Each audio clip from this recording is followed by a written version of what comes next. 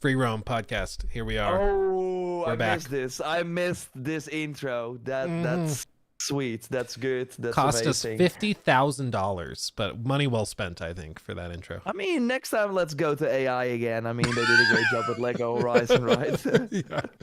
Oh man. Oh well, how have you been, my friend? You've been busy traveling. You hit 1 million subs. So you're a millionaire now. Everything changed. I stopped talking to my friends and family. Yeah. I'm like only 1 million, and then I talk to you. But I make an exception for you. No. Yeah, it's been kind of crazy. The year, of course, we both went to Canada for to play Assassin's Creed Shadows.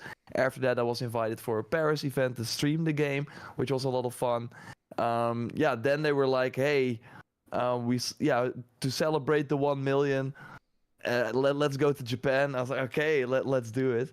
So that was pretty funny. We of course, that was like an Assassin's Creed Shadows event in Japan, and we of course have been to a lot of events in Europe and in the US, and seeing how like the Japanese people handle a press event, it was very formal. There were a lot of people working there. It was really strict. So we were like. We could play the game again, but it was the same build. But they had like time slots for 20 minutes. But there were only like 3 people playing. And I was already done with the demo. And the other like Dutch person who was also there, she was still playing and she was at the final boss. And then they were like, you gotta quit, it's 20 minutes. And we were like looking around, there was no one else there. So I was like, can we just finish the boss? No, it's and it was like super strict. And they had this huge stage show. So, we were all in this like Kyoto in a theater. They rented that. And it was this huge stage show with, pretty, like, it seems like they probably, as the theater, had some stage shows already prepared. So I think they chose one of them. And then after that, they got on stage. They kind of talked about, we have the Japanese Assassin's Creed Shadows Sake that will be launching for 4,000 yen. Or like it was like it was really like press conference 101. And then they had the guy from One Piece from the Netflix show, of course, who is a character in the game. So he came out, he talked about his role. He's like one of the 6 allies you can recruit. Then he left, and then it was like, okay, and now it's time for the photo moment. He came back. He was standing on this huge stage in front of this like sign, and he was like very awkwardly like looking in the front. There were a lot of people with like huge lenses and cameras, and he would like just be posing a bit and then waving. Like it was so weird. And then one of the ladies was like, did anyone not get a picture yet? And then one guy was like, he put his hand up. And okay. And then I kind of forgot his name. I have not watched the One Piece show. I know he's a big deal, but like he was like looking at that camera person. Then he left. Then all the developers and so got on stage. So it was a pretty fun experience to kind of see that. And then I got home, and now I've been home for a couple of days. Can finally pick up my regular life again. Because I've been in between. It was like home. Oh, I will be leaving in the next few days. Super amazing, but at one point you're kind of like, I wanna be home. Like we're all gamers, right? We wanna stay home a bit and play some video games because it's a lot to play. That has been where I've been, and that made it pretty hard to do the podcast, of course, because you were also of course busy with a lot of stuff. But I'm happy to be back, and we have a lot to discuss. So how have you been? Good. I did not go to Japan. I've been here, so there's that. No, we've been good. We've been getting back in the swing of things. It's been kind of a slow rev back up after a very busy kind of start to the year, but we're starting to get some big games coming out. KCD2 ended up being one of my favorite games I've played in a very long time. So it actually managed to live up to the that. year. Of the year. Yeah, it's so far. Yeah, took the lead. Yeah, barely. But no, that ended up being great. We had Avowed reviews go up today as well. Looks like I had I absorbed all of the bugs and broken quests for all of the reviewers globally. So I just took all of that weight on myself for the sake of everybody. So you're welcome, I guess is what I should be saying. But yeah, no, it's good, and we're starting to rev up. I mean, we've got of course Avowed coming out. We've got Monster Hunter soon. Like a week later, we have Split Fiction. I mean, just so much is happening, and also even on the corporate side, such as earnings calls and stuff, which it sounds like you've also been listening into on the Ubisoft side. For sure, yeah, we will be discussing that. They had some nice. They will be relying more on internal mobility. Ah. So layoffs is what internal. I was like, internal mobility. What is this? The One Piece guys, by the way, but can you? I wanted to set that right. But yeah, now we have some fun things to go over. Of course, the state of play happened as well, and yeah, Avowed. That totally did not break you. Why didn't you go with that title? Like, it broke me. Avowed literally. Well, this morning at like 7 a.m. I woke up, or like 6:50, whatever it was, right before the embargo lifted. And so I was going to like hit the button to go live and everything, because I don't trust the schedule to go live thing. I get it, yeah. Because I'm paranoid, dude. I don't want to be the one that accidentally sets his review public early. Like, you remember, it was probably a year or two ago, there was one, I forget who it was, one YouTuber that posted their review at like 11 a.m. instead of 11 p.m. And so they were the only one that put their video out, and they didn't notice for like 45 minutes. Oh yeah. That like fills me with terror. Notice, by the way, I'm like, even if it's like 11 a.m. But yeah, I get it. Yeah, you don't want to be that person. Was it Kara? Maybe it was Kara. It was. My understanding, I think what I recall is that it was a mess up from like the PR person he was talking to that put AM instead of PM. They were just typing it out and didn't double check it. So I think it was like an honest mistake or something. Like, nobody's real fault. It's just an accident. But now I'm like super anal and anxious about it constantly. So I always am like, okay, do I see at least one other person that published? Yes. Okay, publish. That's typically what I do. Oh, really? You're waiting for other people as well? I wait. That other person had it wrong too. Yeah, either we're going down together or not at all. Yeah, Okay. Yeah. So once I start seeing a couple reviews pop, then I publish. I'm gonna like, if I at one point decide I'm done with YouTube, let's take Luke with me. I'm gonna post my review. Like, oh, so I guess we're good. Then I quickly go to private, Yes. and then you're like, It's okay. You have 1 million subs now. They would notice yours way before mine. No, that's right. Shit. But yeah, it was really frustrating because I like Avowed, and I do think for everybody listening, you should play Avowed when it works. My problem is just, for me, I ran into so many issues. I really don't know what was wrong. I think after hearing that so many people who just played on Xbox and so many people who just played on PC, after hearing how they had no issues or no significant issues, I'm starting to wonder if it's something with like the xCloud save thing, because I played intentionally across like PC and Xbox back and forth. So I'm wondering if that caused problems along the way. I don't know. I mean, it's well above my pay grade. Might be because I only played on the ROG Ally on low settings, but still 60 FPS. There were some frame drops in like the more urban parts, like in one of the first cities you come across, but apart from that, it ran pretty well. And you have the Ally X? Yeah, the Ally X. Yeah, I tried playing it on my Ally, my regular Ally. No X. And it auto crashed every time I tried the Ally S. Yeah, the Ally S. It is white. Yeah.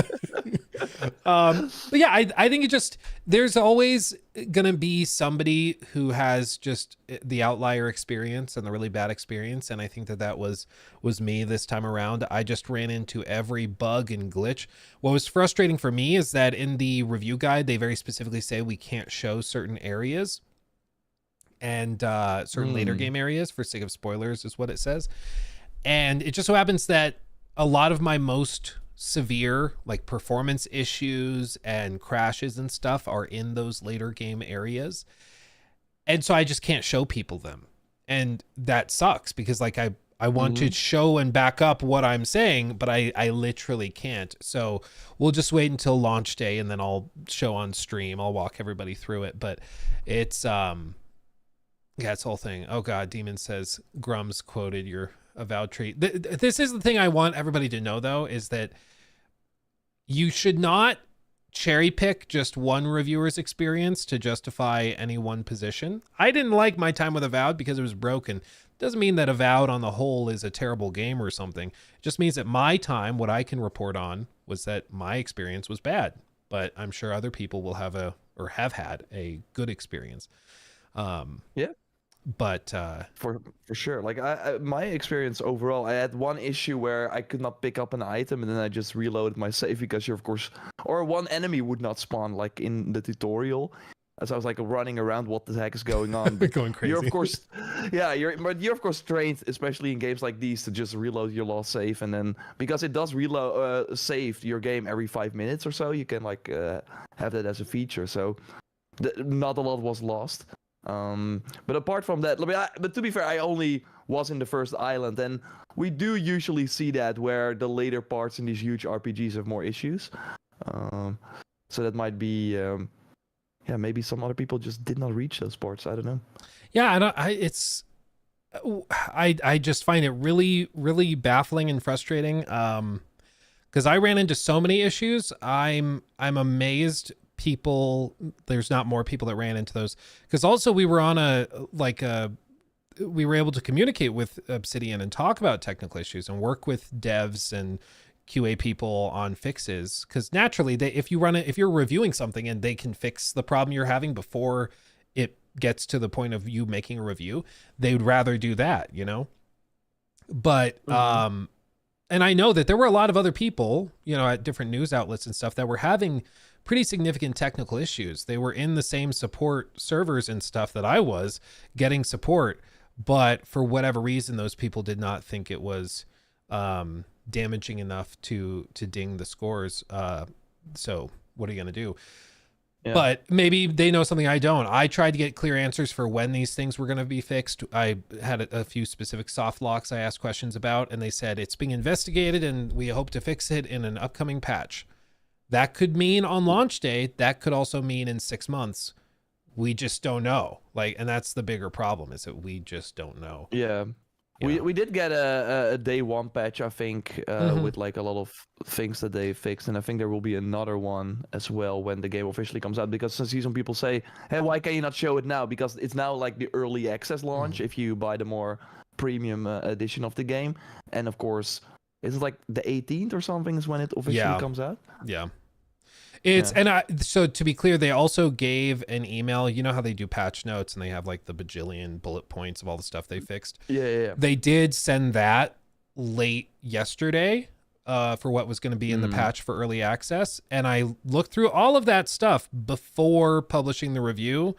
And I even have the little thing I filmed, a little addendum in the review video, acknowledging that I saw that. And there's a couple little bitty things that they tweaked and fixed that I had run into, like issues with some bounties being redeemed and stuff. They say like general performance improvements, which could include some of the stuff I ran into. But other things like the specific soft locks I ran into, the big problems, were not listed in that collection of fixes. So I kept all that in. Otherwise, I would have removed it because it would be a non-issue. But they according to them, they still have not fixed that specific problem. So let's do quick super chats, and then I will also share a bit of what I thought of the game. Absolutely. Let me go here to the tally real quick. Goats, thank you for the membership. Sumaya, thank you for that one. Jor, how do you say, quote, "I want to stream Pirate Yakuza demo," end quote, in your native language? No. Just no. Is that going to be the new thing? Does Jor not like Yakuza? I mean, first sparking zero. It is already, it is better than Dragon Ball, to be fair. And they did have a demo, so I should probably give it a shot. I think during the next Monday stream, Samaya, I will because it's already out, right? The demo. I will boot it up. You can like hold me to that. That's Okay. not the native language, but yeah. Sounds just like English too. That's Yeah, crazy. yeah, Some things are universal, I guess. Mark Fleming, thank you for the 5. Is this the perfected? I can't. Okay, let me try reading again. I'll get there. Is this the perfect time to react to the Hidden One video? LOL. Oh yeah, we should have done that earlier. Bummer. Okay, we'll do it tomorrow on stream. Jimothy, thank you for the 5. Congrats on 1 mil Jor. Well deserved. Great to have you guys back doing Spotify's highest rated podcast again. Yeah, we overtook Joe Rogan. Can you believe that? That's crazy. Yeah. Even without imagine if we're now like back to the weekly schedule, Joe might quit. I mean, can you imagine? That's crazy. Trump's coming on next week to talk about in our podcast. Yeah, to talk about Monster Hunter. Can you believe we landed it? But I mean, you'd expect it. We're the biggest podcast in the world. I mean, we're still at the 4.9 star, and of course, if you are on Spotify, leave the 5-star review. No, but thanks everyone for greeting me again here in the chat. It's a warm welcome, so that's very nice. So thanks for that. Absolutely. And then Vitones, thank you for the super chat. Luke Machad, is Avowed better than Suicide Squad? Yes. Again, yes. I like Avowed when it works. The thing is, if the patches that they did today or at some other time, if those patches have fixed it, then great. Like, go play it, enjoy it. But it's just. I mean, if you have Game Pass anyways, you can't really go wrong, I think, by booting it up. Of course, maybe not get the premium edition. Just wait till next week. But I think overall, from what I played so far, I think I played like 7 hours. I think it does a lot of like great things. It basically doesn't do anything special. Like there's no one feature where I'm like, whoa, I never saw that before. But it is a nice package. I like the sort of more contained. It's manageable. You very quickly get a sense, okay, this is the first open map. I can very quickly knock out all the side quests while still being like, whoa, okay, there are 4 side quests in this area that I just got to. I think the side quests are pretty fun as well. They totally have the mystery, what's going on here, and then obviously things are not what they seem, and then you make some choices, and if you mostly you will have one point where you need to go to, but also like some sub points. So yeah, you can decide to explore a bit more and then maybe really learn what was going on, and then you get like a new choice option to say to that person, hey, I saw this, what's up with that? You did not say that was the case. And then maybe so there are multiple threads through missions.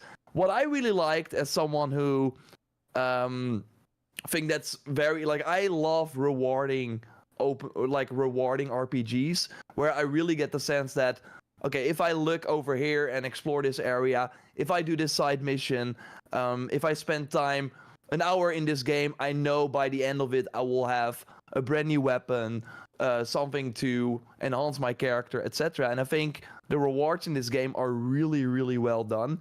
What they did is basically the side missions, for example, they give you a accessory, so a ring, and they have special bonuses like your crits now do poison damage, for example. So even if you do that mission very late in the game, that ring is still of value because it has a very unique perk that, yeah, it alters the gameplay in a way. You can also equip 3 of these. So I thought that was really, really clever. I got that early, so I was like, oh, and then maybe you will end up using that throughout the whole game. I thought that was really cool. There are really cool legendary items. I at one point, after doing this pretty decent side mission, I got a very cool flaming sword that I've been using, and then I'm suddenly really engaged with the upgrades system for that, because they have your regular upgrades, but then also for these unique items, what they call them, you have a special upgrade menu. And I thought that the rewards and just building your character, I thought was really well done. What I played in third person mode, by the way. I think that's for me the preferred way to play. I usually don't. I get kind of overwhelmed, especially when fighting multiple enemies if you're in first person. So I thought because it kind of sounded like an afterthought for that game because they first did not announce it.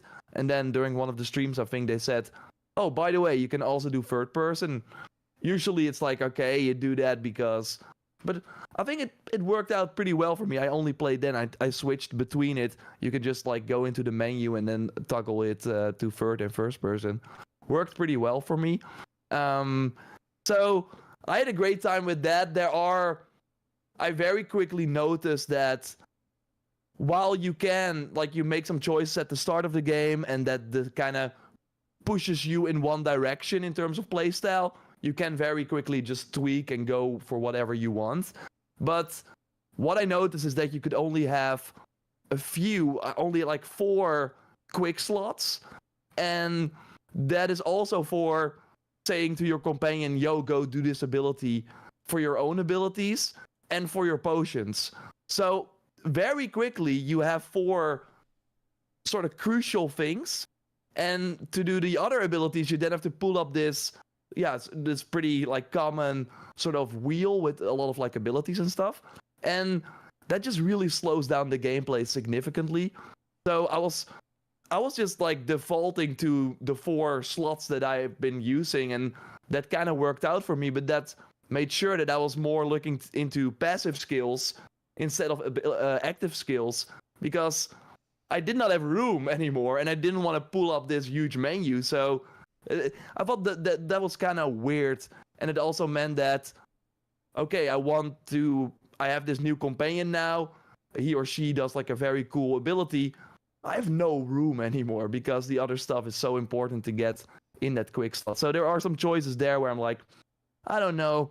But again, what I said, like, in general, when I was playing it, I was having a good time. When I was not playing it, I was not thinking about it. It was not like, I gotta get back to Avowed because I'm really curious what happened with the bears that now have crystals on them or something. Like, the story was kind of typical or something. You are, of course, the chosen one in a way. I don't know. There was nothing that grabbed me in the main story because for me, it kind of felt...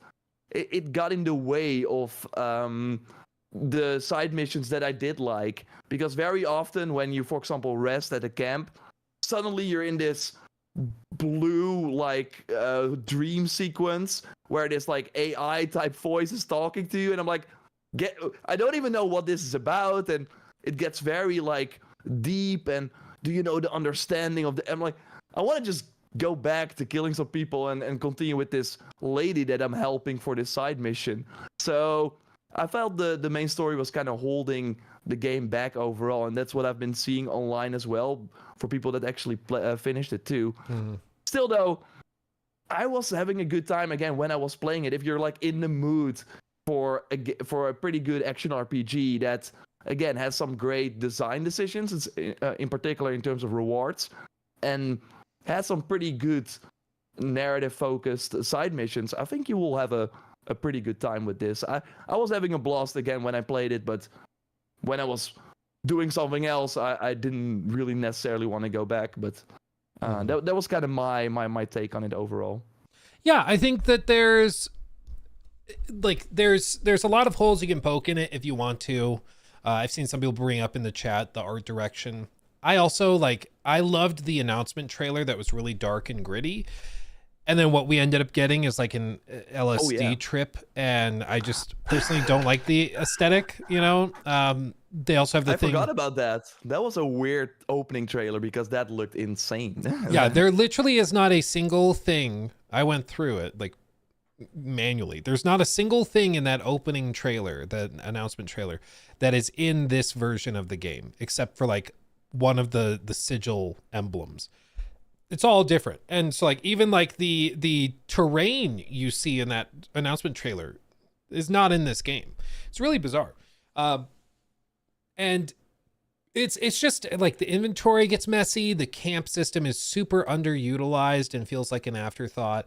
Maddie pointed out in his review that it started as a like a live service multiplayer game back when it first started development. And it got booted. Another one of those. Yeah, it's another one of those. Another Veilguard. And, you know, I think it comes together much better than Veilguard did with the writing and stuff. I just think it's like it rushes through a lot of stuff. A lot of the characters are pretty forgettable. Like the companions are all pretty forgettable and uninteresting. And even like some of the characters, like some of the companion quest lines, one of them that you do, probably the last one you'll do, it's like super short. It's really weird. Like you're about to see this big, and you find this big thing out about the person you're traveling with, and you're expecting, okay, we're gonna work through this, and then he just like goes over there, talks to this guy, goes over there again, kills that guy, comes back, and then it's over. It's like, okay, my trauma is dealt with. It's like, oh, okay, what? Okay. And the game, at times the game is too small for its own good too, where they talk about like this big epic thing you have to do, and it's like literally over there. Like it's 150 yards away because the levels are just kind of tight and small. The magic wore off when you near the end of a zone have kind of finished everything, and then you're like, there's really not a lot here. And it's it's like very carefully, okay, this mission takes use of this zone, and this mission takes you. It's like, and then the puzzle pieces start, and the magic kind of wears off in that regard. There's like this random camp with this captain lady that I had to talk to, and she's just, I don't know, she's doing nothing there. She's just standing there. Yeah, she's like, I'm waiting for this delivery thing. I know exactly what you're talking about. Oh, yeah. Yeah, there's a lot of stuff like that where the way Maddie put it was that things are very static. And he thinks that's a remnant of it being a multiplayer game, because in most of those live service games, you have the quest giver that stands there and stays there so everybody can go there and get the quest. Like they're not going to simulate a day-night cycle. They're not going to do that, which is fine. Like it's not the end of the world, but it does make it start to feel odd and off when there's not that level of reactivity. There is reactivity in the decisions you make. I mean, I, for one, early in the game, it sounds like you did the quest because you mentioned the flaming sword, but there was a point in the quest where I had to decide if I was going to leave something or break in and destroy it. And that comes back up. That is relevant later. I mean, that they do have things that you'll do early in the game that applies to the ending at the very, very end based on what you do. And I love that kind of thing. It's why I think people should play Avowed when or if it works. And it sounds like it's working for a lot more people than it's broken for, and that's awesome, in which case maybe go try it. But to be safe, I would still wait till launch day with the day one patch. Yeah, for sure. And then you don't have to pay the extra money if you have Game Pass already. Yeah. But I think I think it's overall interesting to look at this game as in, I think it is a success for them, but would we not like rather have Obsidian combine the Outer Worlds team and Avowed team to make like something actually meaningful and big? That's kind of my takeaway from this game as well, where it kind of feels more as like comfort food while we wait for the next big thing instead of being the next big thing. Yeah. And that is fine if that was the goal, and it was, of course, sure, still in the Pillars of Eternity universe, but it also is kind of its new thing. But I don't know what the goal kind of is. It is really a Game Pass game in a way that it's out now in a time where, they don't have another Game Pass game. So, I mean, in that case, if it can get people over the bump to get them to March, that's for Microsoft to win, I guess. So I think you're right. Like it really is in many ways the quintessential Game Pass game, because it's a smaller scale RPG. I think they've priced it in the stores at $70. So it's a full price AAA game, but it's the size and quality of probably most AA games, what people would expect of a AA game. That's like $50. And so they've set the expectation there, and I just think most people, if it were not on Game Pass, would be like, no, it's not $70 good. It's not KCD2. It's not Monster Hunter Wilds level. Like, are you kidding me? But being on Game Pass, it makes sense. And I think that you're right. It probably was intentional to put out like two of these smaller, Avowed, and then Outer Worlds 2 is probably going to be about a similar scale, because it helps them fill in the release schedule, which I think to Xbox is more important than having the next $150 thing. Like for Xbox, they just want you to keep your subscription and not cancel it. And I think they've realized that they can do that with 10, 20, 30-hour games just as easily as if you have a 100-hour, 200-hour game, like a Yeah. Starfield or something. And so it fits with their strategy, but it definitely incentivizes smaller, tighter scoped projects. Yeah, 100%. I still think if I were Microsoft, I mean, they owned Obsidian when... did they own Bethesda when this game started development? I don't know, but Now, I why not think make this this an Elder Scrolls? it probably started as multiplayer back Mm. during that like era when BGS and ZeniMax were pushing everything to be live service. Yeah. I mean, we learned with the whole Warner Bros. Expose from Jason that was kind of what obviously was happening with Suicide Squad, Gotham Knights. I mean, yeah. So everyone was kind of catching that, sadly. Yeah, And it's that's so funny that we now see the we now see the ramifications of that. Can we just go back to games just starting and being the same when they come out? yeah, dude. Like, and that's why I think for some people, you know, you might be looking at this and be like, oh, so Outer Worlds 2 is probably going to be about the same grade. It might not be. I mean, it might be way better because they learned from the first game, and that game, as far as I know, was not ever a multiplayer game. So, I mean, maybe it was, and we just didn't know about it. But as far as I know, it was built from the ground up to be a single player RPG. And I think that some of the weird choices with Avowed are probably a result of the multiplayer live service focus, like the really overly convoluted gear system. I think the gear is what ticks me off the most in Avowed, just because so often you'll find cool stuff while exploring, of which there's a lot. I mean, there's a lot of goodies to be found, but like they have this really difficult and heavy upgrading system that requires a lot of loot and different little tidbits, and you can break down common weapons and uncommon weapons and break them down into their material components and use those for upgrades.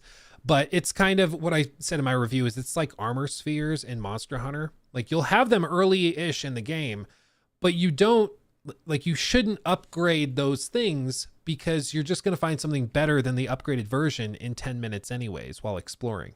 So hold on to your upgrade materials until you get to the very, very end when you get that like end game gear and then level that up. And that's what I just started doing in Avowed because I was like, I always had good enough stuff while exploring and playing through the game.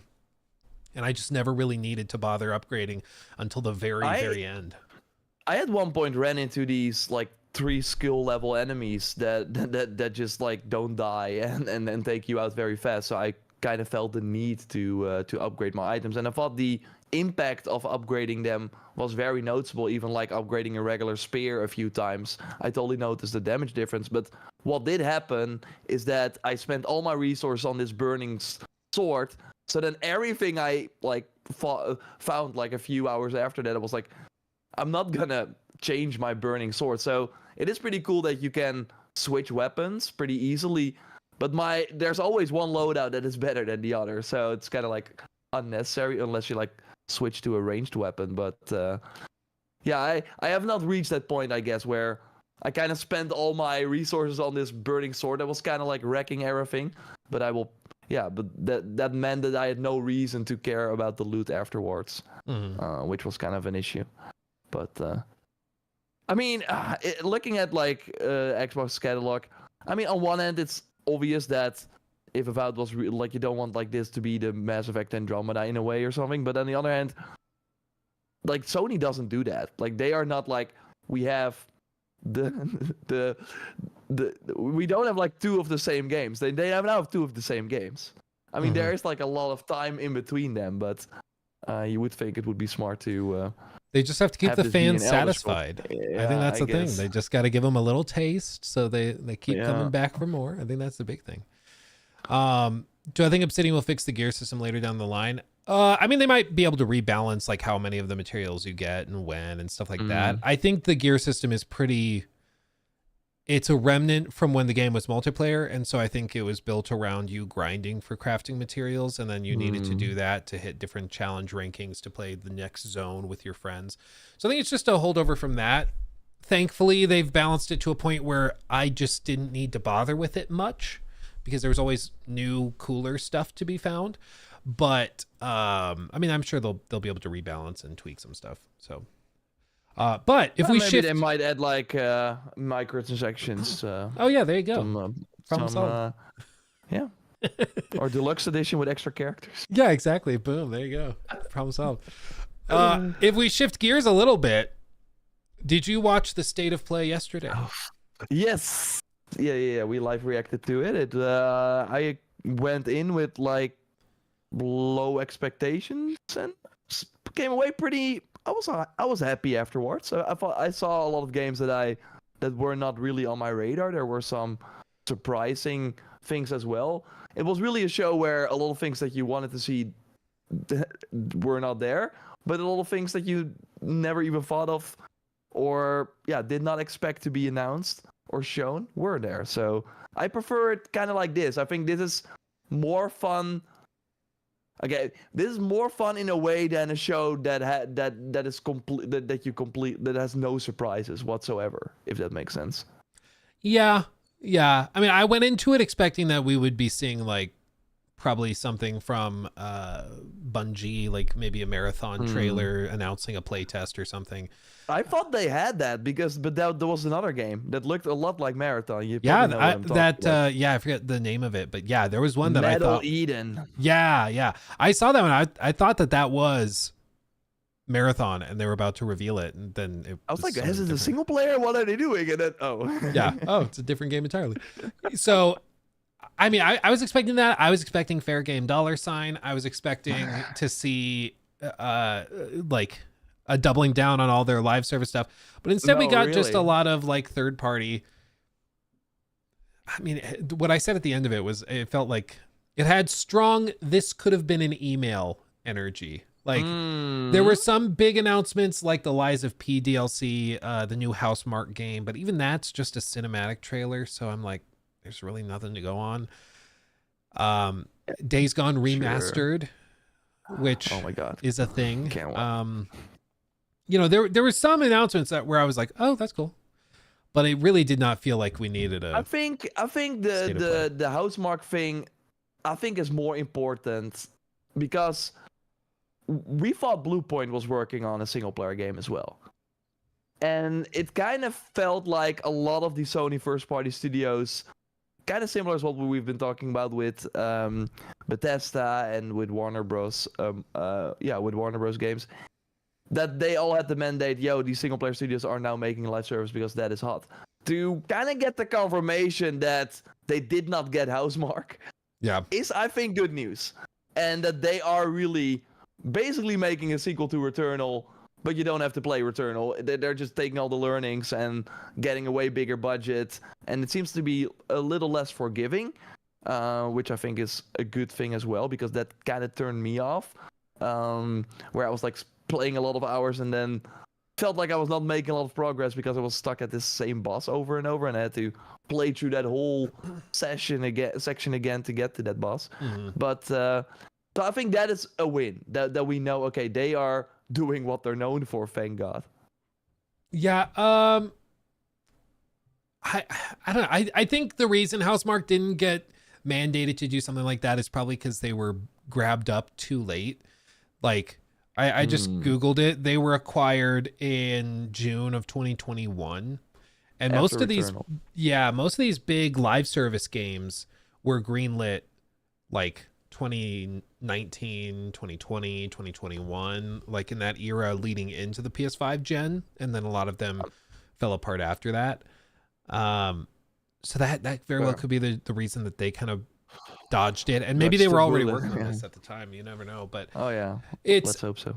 Hopefully it is like just their way of trying to signal we're doing what we're good at. We're going to shift back to that. We're listening, but I just keep waiting for it because they got to rip the Band-Aid off at some point. They still have a number of big live service games coming this year, and maybe their goal is to market them completely separately. Honestly, that might not be a bad idea if they're just going to do a separate marathon event where it just is on Bungie's social media and they just do Bungie stuff. And then they have the fair game $sign event, and it's just for all the fans. Yeah, all the fan, and they just put that out, and it's its own thing.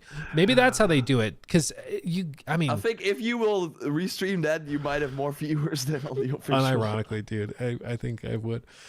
I just think that there's, to a certain extent, no matter what they do, if they try to market live service stuff in the current PlayStation fan climate, if they try to stream it on their primary socials, it'll get mass downvoted. The reaction will be terrible. Even if what they show looks pretty good, even if Marathon looks pretty good, I think it still will get flooded just because there's a lot of single player PlayStation fans that are pretty livid with all the wasted time and money and all that. I think for a reveal, it makes sense to have Marathon streamed on the Bungie platform, and because I do think those people have more of an open mind because they have more love of Bungie, and then maybe when they finally are launching or something, they put it in a state of play, something like that. Yeah. I mean, here's a question, because I see some people mention it in chat. Were you surprised to not see anything with Ghost of Yotei there, even though that's allegedly still on track for this year? I mean, I was kind of expecting it more, but mostly because they said in their blog post for the reveal that they would have more in the coming months, and that's now 5 months ago. But I mean, this is what Sony has been doing. They announce a game, you don't hear anything, and then when it's 2 months before launch, they suddenly have 5 trailers and a pre-order initiative and stuff. So on one hand, it's not that surprising, and so I was more just bummed out that we did not see it. But Death Stranding also did not show up, which was also. But I think that might have to do with Metal Gear, where they're like, I'm not gonna be in the same show as Konami. We were joking, maybe it was like Kojima was like, yeah, I have a new trailer. It's only an hour and a half long, and you just let me play it, and then I'm gonna do an interpretive dance on stage. And they probably just told him, no, go talk to Jeff. Jeff will let you do it. He'll let you do whatever. But I mean, we have not talked about, of course, and we should not go too much in depth on it, but I do think it's interesting for this conversation. The whole, of course, Blue Point working on a God of War live service game, and Sony Ben's game, their third-person military-style live service canceled as well. They have been heavily looking. It really seemed that they were already pretty hands-on with these because we had cancellations of The Last of Us Online and stuff before Concord, but after Concord, they were like, Let's look even closer. But it's surprising to me that Fair Games is still on, because really I saw the Blue Sky and don't even know what it's called, or the tweet or whatever from Jason Schreier, where it was like Sony cancels 2 more live service games, and I really thought it was gonna be Fair Games. Yeah. But then I was like, no, it's not Fair Games. So maybe, I really think they have to show it at a state of play, because if they are not even believing in it, then nobody will. So I do think they have to come out and show gameplay, and maybe I think the best reaction. I mean, everyone is already super down on it. They will not get everyone, but if it looks cool, if they have to show gameplay and not be like, yo, we're not gonna tell you what a match of fair. No, they have to be like the finals. I think the finals did amazing trailers where it's like very short, you kind of know, you see the finals trailer if you know what I'm talking about in your head. I think that you have to go for that approach and be 1 minute in out, and then hopefully people are like, I want to see more of that. Then they go to their socials and are like, yo, we're doing a separate state of play or whatever for it. Mm-hmm. I think that would be the approach that I would take, and get people to play it, because they can shout from the rooftops, it's awesome, but people have to give it a shot. And we know for Well, I was gonna ask, we know that they've brought some streamers and YouTubers and stuff in to play Marathon already. I mean, they've talked about it on socials already. Do you think there's an opportunity or a potential for them to try and do just a smash and go sort of marketing campaign with Fair Game $, in the same way, where they bring in some extraction shooter streamers, they pay them $5,000 to come Apex and play. Legends. Yeah, and they just bring them in and they just hit the ground running, and you just don't try to sell it to anybody. You just put the game out there and hopefully it speaks for itself. That might be their best bet. I don't think they should do that, because that is what killed Concord, by not letting more people play early. I think they should do maybe an insider thing or something, where you really have to sign up, so you really know, okay, only the people that are a little bit interested in this they need feedback. If you because that's what did not work with Concord. If they had like a year before launch, and we know the game was not in a great state, but like I think if they would have rolled it out differently, they should have been when they came out and announced the beta that was more like a demo and the release date. They should have been like, no, let's take a step back. This is Concord. What do you think of it? Want to be an insider? Yo, sign up on our website. We will have multiple throughout the year, multiple sessions where we value your feedback. And then when they get the feedback, get the freaking penalty for leaving and stuff like that in, right? That they did not have. Then go invite the people. I think they should not do that immediately. I think it's, of course, we haven't seen the game. We don't know what it is. I mean, maybe it's a really cool concept and it actually has a lot of potential. You never know. I think with a lot of these, unless you're very, very lucky, it's going to take a long time to find an established audience. Like Marvel Rivals, now you better believe all of these executives are looking at Rivals being like, okay, how do we do what they did? And I think it's with betas and playtests, but also Marvel Rivals is with one of the most recognizable IP in the world, and that has a built-in fan base. And they are like, those developers live in Asia. Like, I really think right now what we're seeing with the live service thing is that the ones that are kind of succeeding, they can have double the team in because I think they're Korean, or are they Chinese? Chinese, right? Yeah, it's NCSoft. I think it's Chinese. No, it's not NCSoft. I think Is it's it not? no. Marvel Rivals. NetEase. NetEase, yeah. NetEase, yeah. I think they can have like double the size of the team versus like people in LA working on the live service game. Oh, they can 1000%. have half the.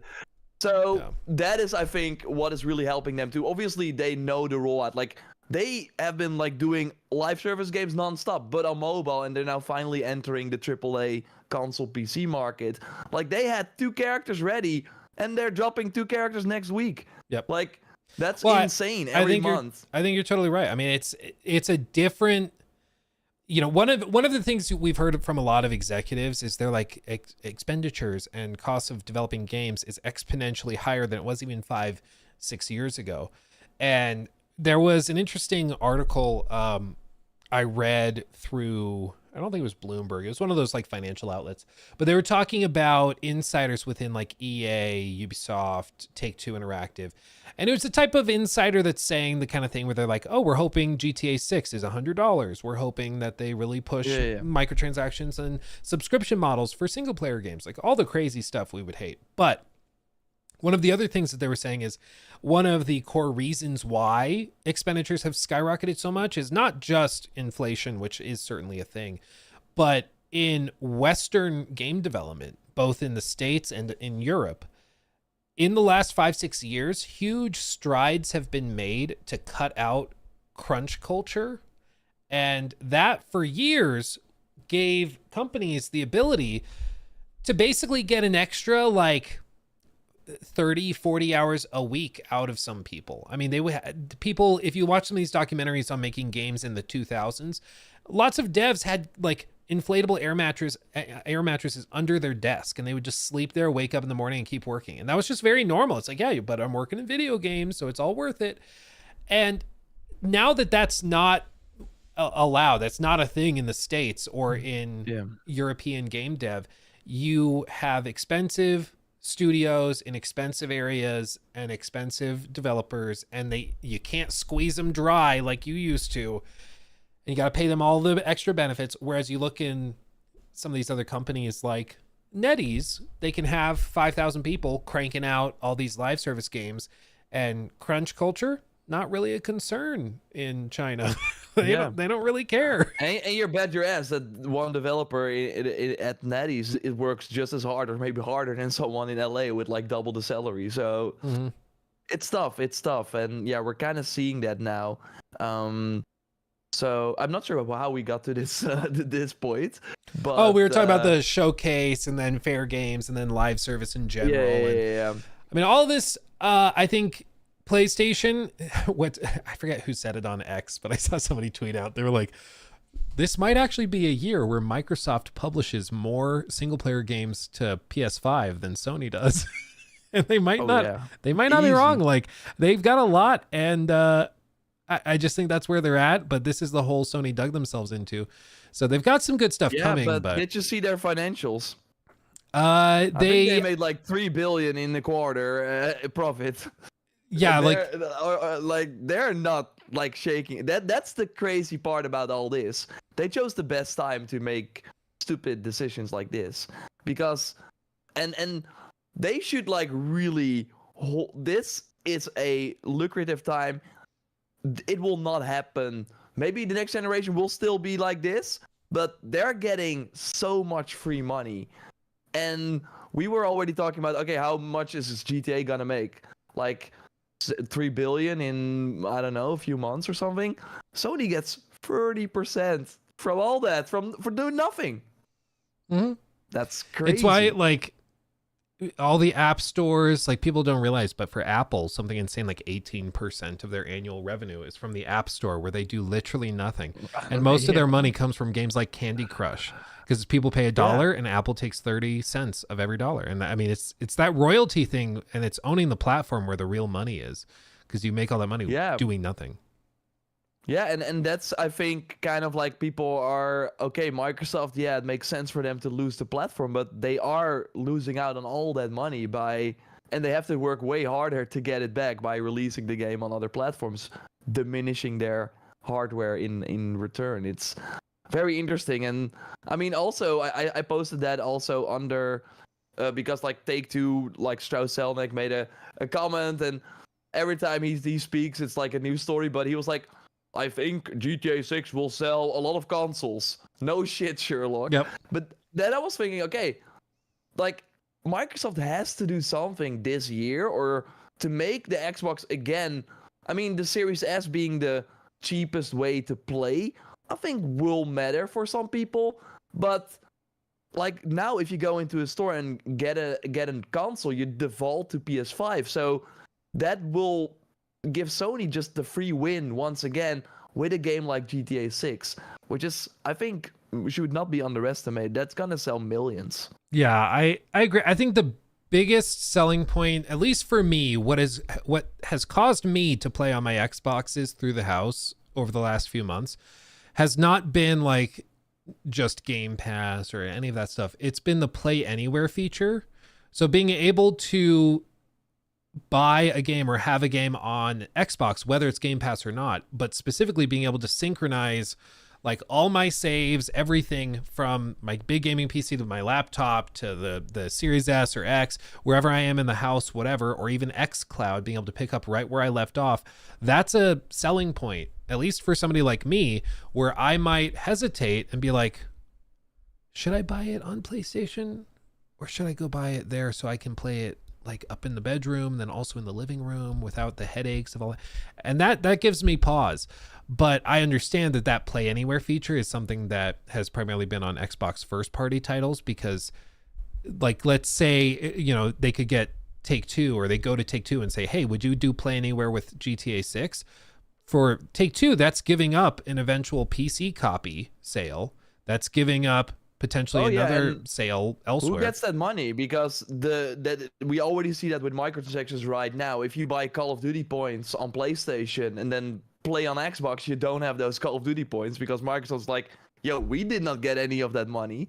So you already kind of see that, and that's what makes this complicated. If you buy GTA 6 on Xbox and it is Play Anywhere on PlayStation, Sony's like, no, of course not. You got to buy it again. And Take-Two, it would be in their best interest as well. Well, it's like that analyst said years ago when they first unveiled the Game Pass strategy. An analyst that was hypercritical of it.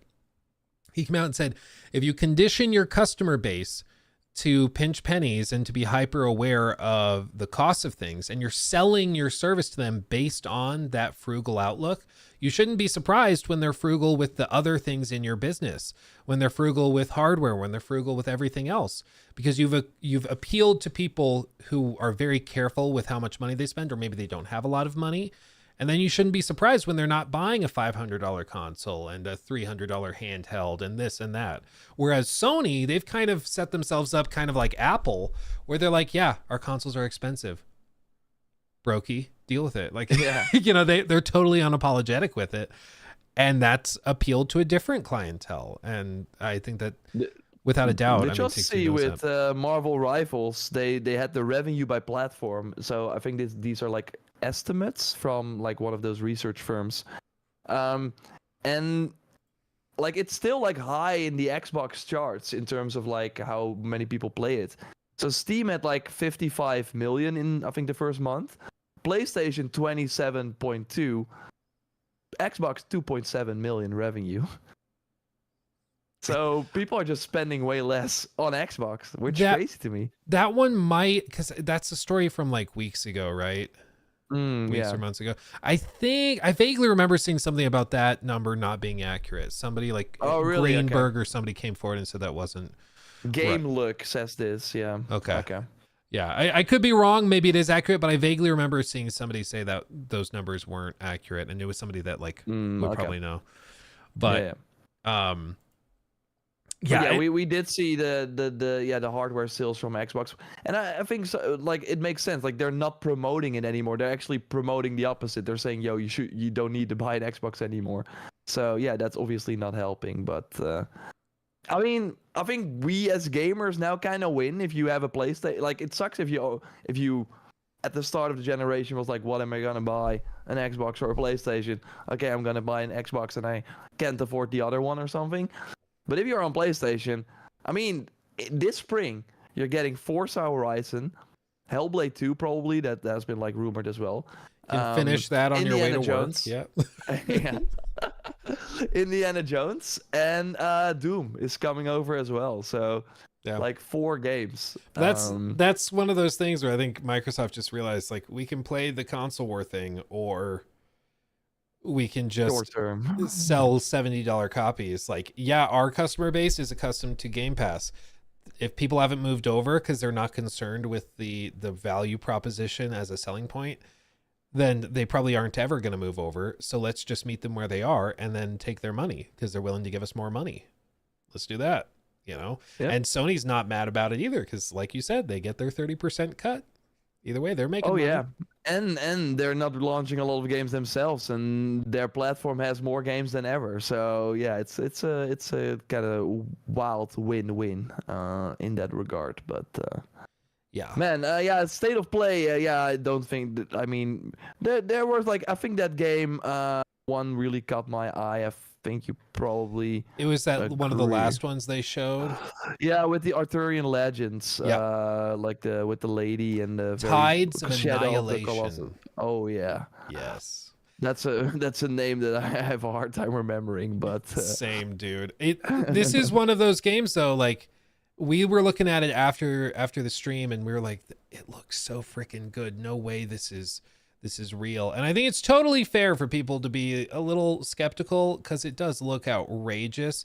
And I will say that we looked up the studio. It's a brand new studio, actually, of like a lot of there's a good number of former like Ubisoft devs that are apparently working on it. It's former devs of like AC and Far Cry and some games like that. kind of like Expedition 33 then, because that also has a lot of Ubisoft devs. Yeah, yeah. And so it's a brand new team and it's only like 100 people, but they're able to do this and they've got that 10-cent money. 10 cents backing them. So I think that this is one of those games that might be like a Black Myth Wukong where it's just, it doesn't really make sense according to normal rules of game development, where this type of game should not be possible with a team this size. But it's also, for me, it's also like you immediately knew. I'm watching something special. While like we had that Lost Soul Aside as well, right? That other game that is kind of like the same in terms of like it's a smaller team, but they're attempting a more AAA game. But there you saw, okay, this is more budget easily. But with this Tides, and that was also with Wukong, you immediately were like, I should pay attention to this. Something about this is interesting. And I think that is that I also say there was one game that caught my eye. You immediately knew what it was. Well, we got like 20 games in the state of Yeah, play. I think that I you're think that's exactly cool. right. I mean, there's a term in marketing called tip of the tongue test, and it has to do with how well branded something is. And it's supposed to be, if you just have very vague descriptions, as you just did with this game, if you did your job properly, they should be able to guess it just with with it stuck on the tip of your tongue. Where, oh, it's that game they revealed that has the female protagonist and it looked amazing, and you know exactly what Yeah, I know yeah, exactly no, what you're yeah. talking about.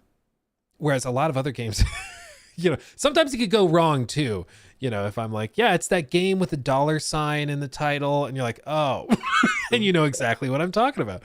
So it can go both ways, but at the very least, the marketing and branding has worked, and there's a certain element of magic with it too. I think where it doesn't even necessarily make sense. Like, why did this stand out so well to Yeah, us? yeah, exactly. I'm not totally sure, but it did, and you can't really When argue I with results. when I saw the new Expedition 33 this thing though, I was like, wow.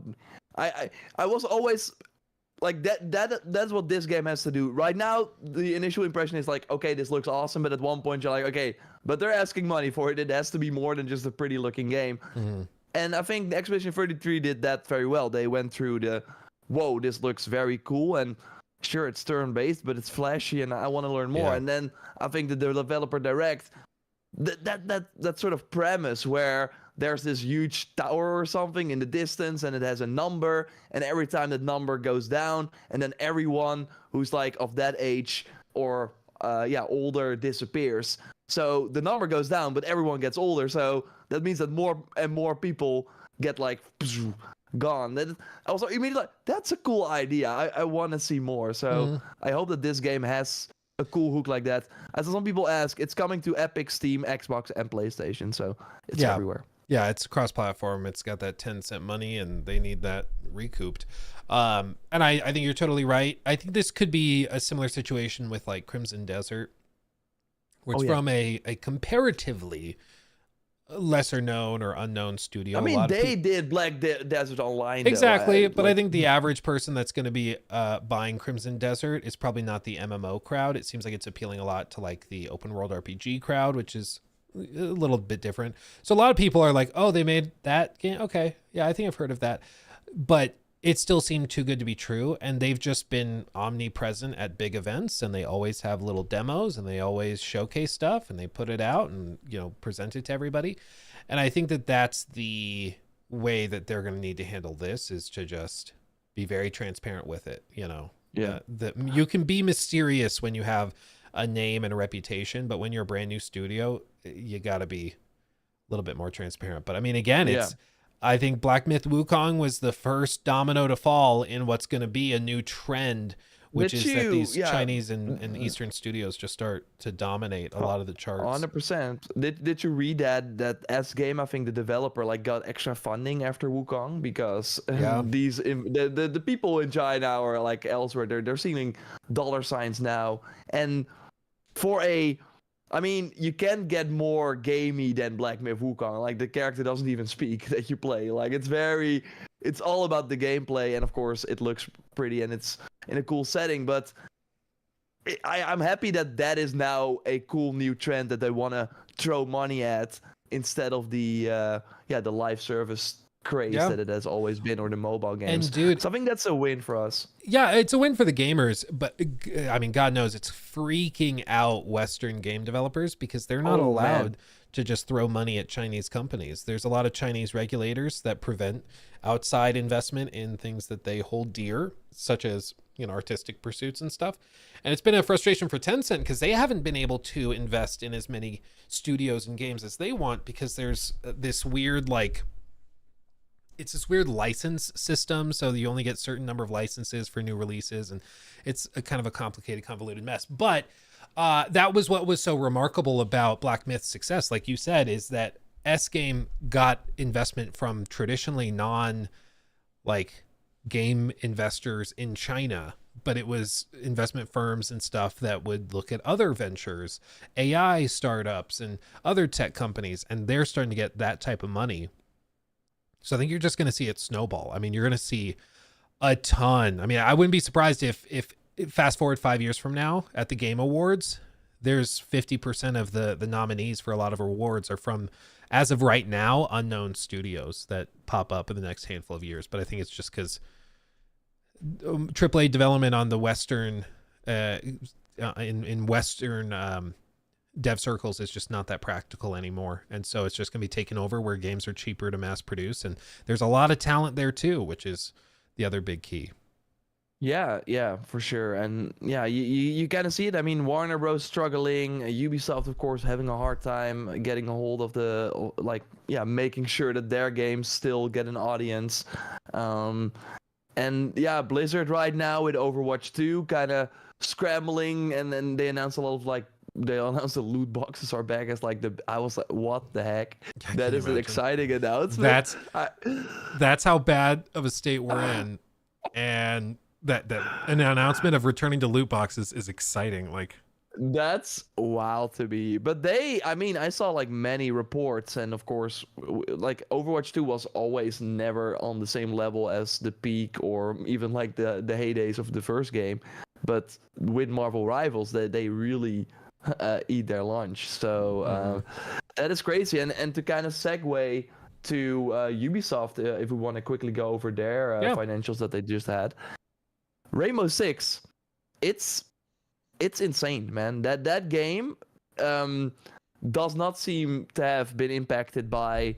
We learned from EA, of course. You probably covered that too, right? With the Dragon Age stuff, but mostly the EAFC that really under-delivered for them, which caused their stock to drop pretty significantly. They made way less money.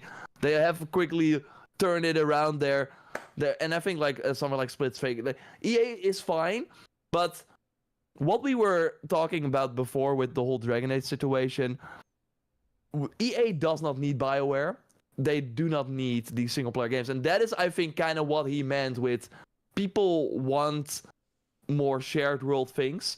I don't think he meant we should have added that to the Dragon Age. It's more like people just don't care for a game like Dragon Age.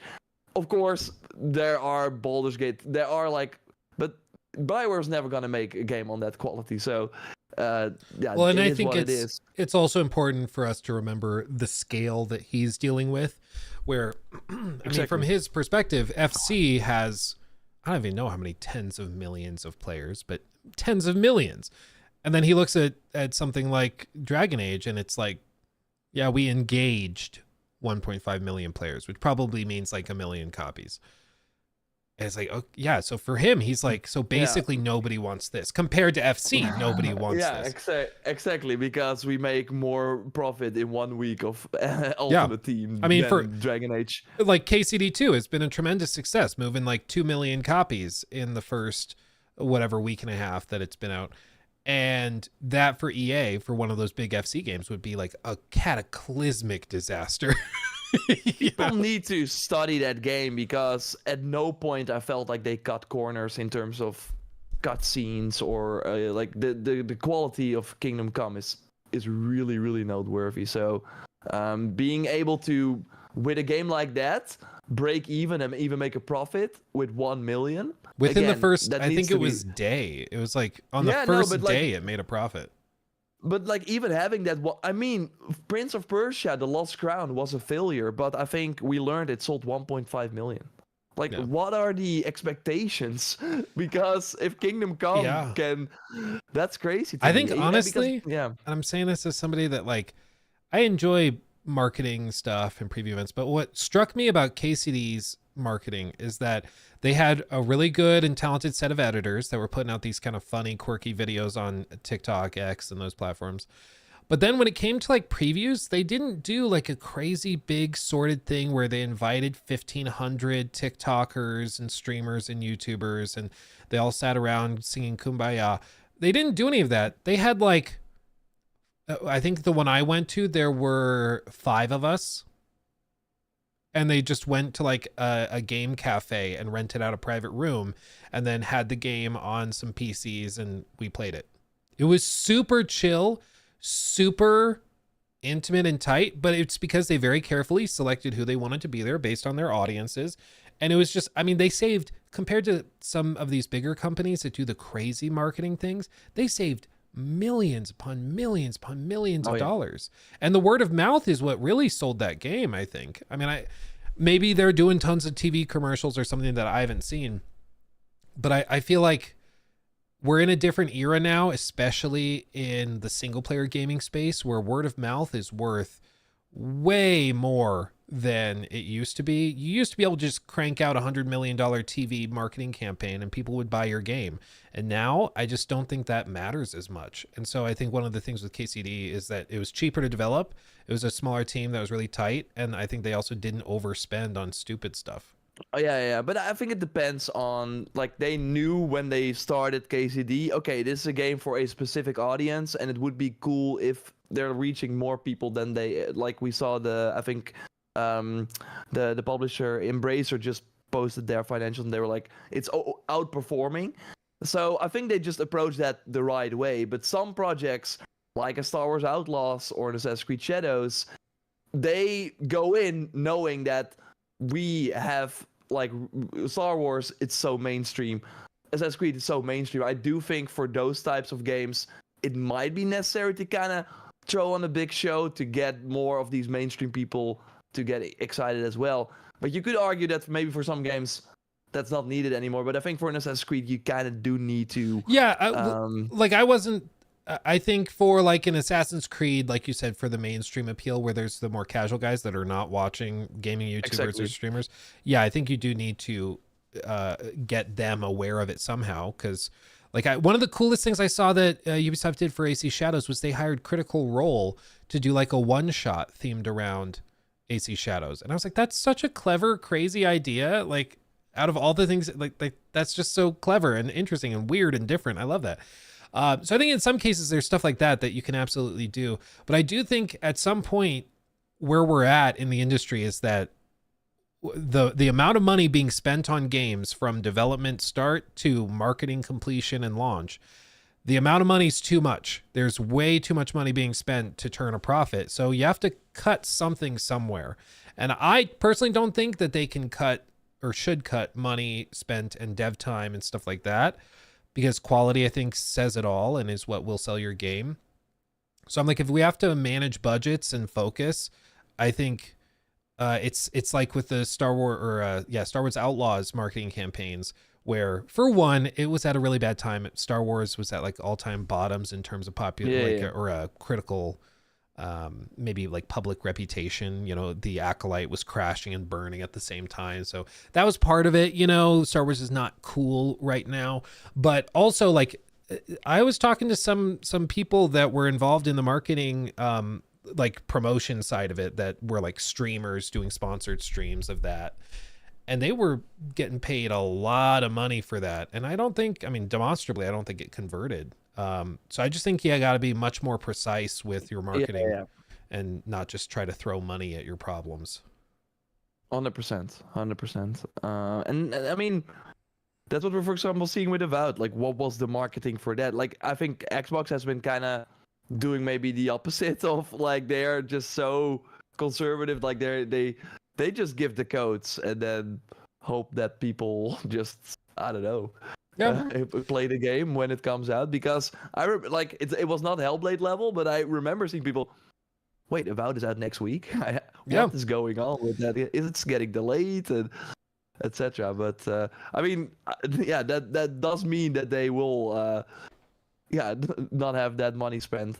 And maybe with a Game Pass, and maybe that's what they usually do. Then every time you boot up a Windows store or something, you get like a pop-up. Maybe that converts more than I don't know. But it is interesting for sure. But like going back to Ubisoft, so again, they basically, we've been saying it for many times, but like Rainbow Six is really what is keeping them afloat while they kind of hold on, like trying to for dear life. It's the door in the ocean after the boat goes down. Yeah, they're sitting on that door, and then like everybody else is trying to climb up on the door, and Rose is just, or Eve, it's like, sorry, there is no room. I'm sorry.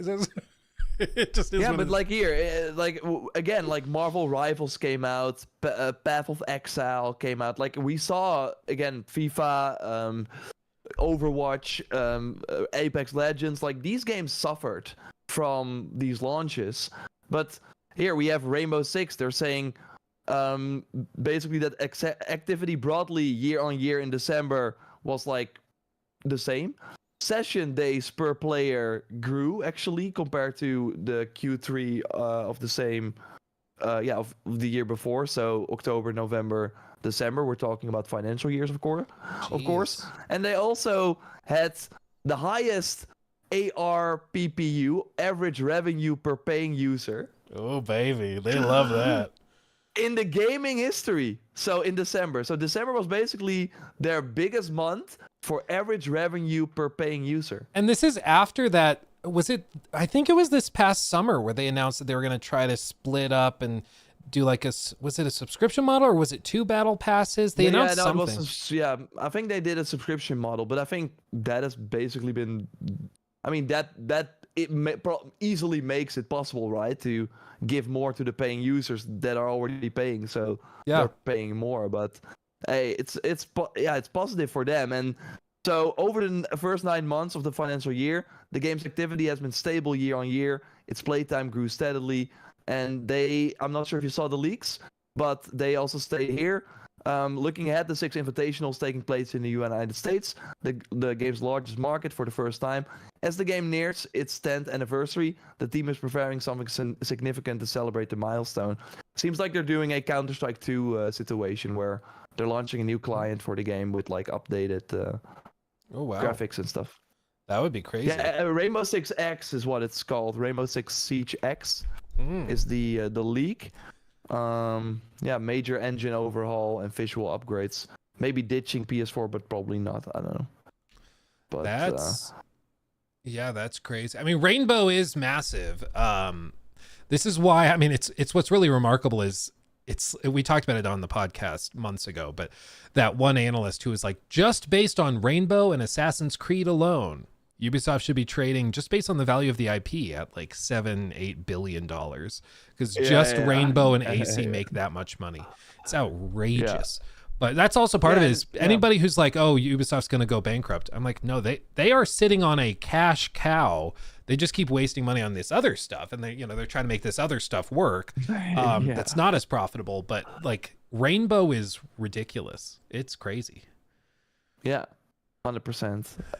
And they have the mobile game coming as well next financial year. Oh yeah, so did they updated on the AC, or are you talking about the Rainbow? Oh, the mobile? Rainbow one. No, so what they said for the next financial year so far is basically that they have Rainbow Six across all platforms growth. So again, they seemingly have like a new client, and it seems like they did a lot of like rehashing events this year, and that because seems like they were not really doing their best this year in terms of post-launch because they're prepping for this new version. The Anno game is coming out, Division Resurgence on mobile. Remember that? That was at like an Apple event where it was like, it's coming out in a few weeks. Be excited, and then it got delayed again and again. Disappeared. Yeah.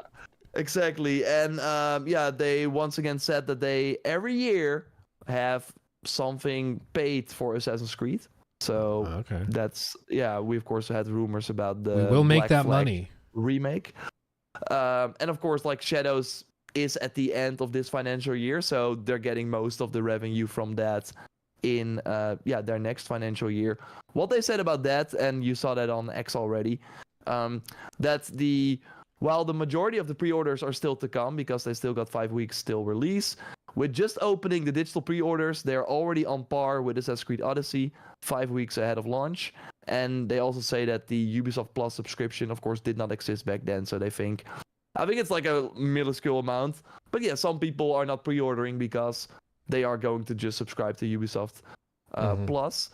And why that is pretty significant, it is kind of like, okay, you are picking an interesting title because Odyssey kind of started slow. I'm not sure if you remember that, but when Origins came out, and they had a pretty significant post-launch till like April, and really a month later we already had the gif of Alexios kicking someone with the Yeah. like it felt way, they were at first, it was like, we're not doing the yearly release again, and then it was Origins and Odyssey less than a year after each other, so they had to do a lot of convincing. But Odyssey, yeah, it just like, people love that game, and rightfully so the word of mouth was really good. But yeah, the first week and the pre-orders were not that good. Well, so them saying...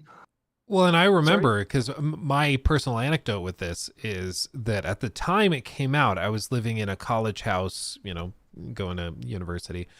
And my buddy, Mike, huge AC fan, like up there with me. We talked about it all the time. And he didn't realize that AC Odyssey was like a new game. Like for him, just tangentially, like half paying attention, working, living life, he thought it was like a Wii U situation where he's like, so is it an expansion for Origins? Is it, because it was such a quick turnaround. He just didn't realize. And then he saw it was a fully dedicated game. He's like, oh, how did they do that so fast? I'm like, I don't know, but they did. And they figured it out. So I do also agree. It's interesting they're pointing to Odyssey, because Odyssey long term has done very well. But I recall it, especially when it launched, I used to get crap and people would tease me for liking Odyssey, but I was like, I think it's pretty good. Now it's kind of not quite cult classic, but now it's considered to be, you know, really good and people like it. But I think they when they like announced the Odyssey numbers, they used sort of phrases where it was like, it did not sell more than Odyssey, but they made more money because there are more microtransactions in the game. That was kind of the phrasing. Here, worldwide, Assassin's Creed Odyssey launch week sales beat Origins. So yeah, but again, that was like, it had the franchise best launch week performance of this console generation. See, it was like kind of, let's see what we can get away with. But that's of course very interesting. But still, I mean, look, I don't. They of course are looking at their numbers and they're like, how can we make the best out of this? Because like Shadows is not like there's way more noise around it than normal. But still, like I think it's, people just, you should not forget how big the franchise still is, and there are a lot of people that don't really pay attention to the internet. It was really, okay, I'm playing Call of Duty, FIFA, and Assassin's Creed every year. Like, it was really one of those games for the mainstream audience. Of course, those moved on maybe to other things as well, but it is huge. And like Odyssey, to put in perspective, it did end up like selling more than 10 million units. They even said that it now has 40 million plus players, and that it's very close to Valhalla in terms of units sold in the same time after launch. So obviously Valhalla came out later. So if you compare that, which is good. I feel like at least in the circles I see, the sentiment around Odyssey is very positive. I mean, I've had people come into stream and they're like, yeah, I downloaded Odyssey. I'm having a great time. I don't know why I didn't play this back in the day. Whereas Valhalla, it seems like the people who were interested in it played the crap out of it. And then after that, it's kind of, it doesn't seem to have as much like appeal nowadays, but I'm sure that'll change. I mean, maybe after Shadows, Valhalla will be like the classic AC game. Everybody's like, I wish this was more like Valhalla, because that's how it always goes. But it is how it always goes. You know? But I mean, the first numbers here are pretty good in terms of like, but it's not a disastrous. I mean, it's, some people are making it out to be like it's like struggling to hit 200,000 pre-orders or something, and it doesn't. Like, for comparison, for Outlaws, they did not want to say the pre-orders, so they just wouldn't talk about it. Perspective. They were asked about it, and they were like, the sentiment from the previews is very good. Like, okay, and that is what I was like reading there, really like, we did the previews for Assassin's Creed, positive previews that highlight the immersive world and the gameplay brought by the dual protagonist approach. I mean, that was like one of the things that people did not enjoy, the two characters and how they are different. But so they're of course just talking and making sure, hoping the numbers are what tell the story. Like, Exactly. Because with all this stuff, and it's why somebody was like, oh well, they might be lying about the numbers and stuff. It's like, no, when you're talking to investors, there are regulatory standards, and if an executive or a team of executives are lying about their books and what the numbers are, like that's fraud, so they will go to jail. Like, hello, Yeah. Enron, have you heard of Enron? That whole thing. Okay, so you can't just make up numbers during conference calls and earnings calls. Like, that's very strict. So Yeah. yeah. But you can say it's comparable to the other game that we have not shared the numbers of, because then it's like, is that good or not? I don't know. Well, Like, that's what tells you is when they don't want to answer clearly. That usually yeah. says a lot. Where it's like, how did Star Wars Outlaws sell in the first week? Well, players who have played it are really enjoying the game. Yeah, we have a bit of an update on that. They of course like launched all the stuff in November and stuff, and it did not deliver on their expectations for the quarter. But they hope the game will be a long-term seller, or I think they even said it will be a long-term seller. But they say that for all the games that they have to kind of like be. It will technically sell in the long term. And an interesting thing, if you they always like reveal in their PDF for the financial, where all the like business numbers are like in as well. At the end, they say, okay, this is the release schedule for the upcoming quarter, and they have Star Wars Outlaws Deluxe Edition. So get excited for that. They will re-release the game and hopefully get another. Some more people in. I'm not sure what that edition will be, because there's already a gold edition with all the DLC. So will it like have some outfits or something? Maybe polish. They overhaul they're not, the core team isn't even making it. Like they've moved on from it, right? So it's got to be some other sub-studio. They switched creative director. Remember that? Yeah. For Outlaws. The guy from the actual creative director is now on Division 3, but someone else is now the creative director on the post-launch of Outlaws, and is kind of fixing all the stuff that the other creative director decided, which is crazy. That is kind of funny. Just feel like you get in there and fix his crap. Yeah. And then it's like, okay, we're not doing the stealth missions. Okay, you can now hold on to a weapon. While first it was like, yeah, we want you to feel the thrill of the combat by only having the blaster. They fixed that pretty quickly too, like adding in the ability to hold on to rifles when going up and down ladders. It really, sometimes I'm like, oh, it must be a technical restriction or something. But no, that seemed like they had done it, and then the creative directors said no at some point for some reason, and I cannot fathom why. And that has been pretty, like, we started, like I said at the start of the show, like I've been like able to talk to a lot of developers, and one week when we're in Canada, we were like, are you guys gonna tweak the black and white filter, like in Shadows when you assassinate someone or do an ability, you see this filter, and it's kind of cool, but at one point it gets kind of annoying, and not being able to tweak that is not great. Like, just give us the option. So in Canada they were like, oh yeah, okay, do you want, okay, but we have no plans.